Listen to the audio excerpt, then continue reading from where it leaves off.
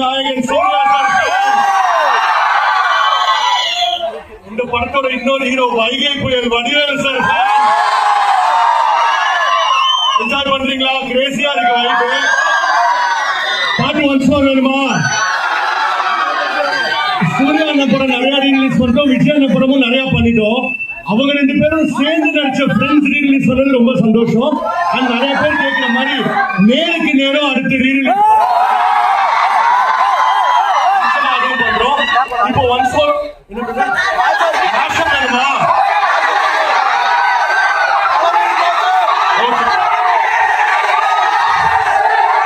okay, mashup வந்து